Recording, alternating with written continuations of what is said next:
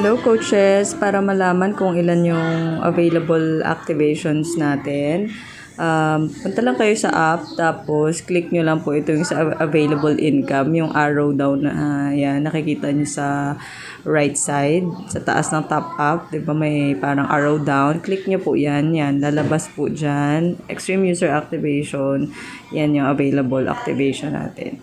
Thank you!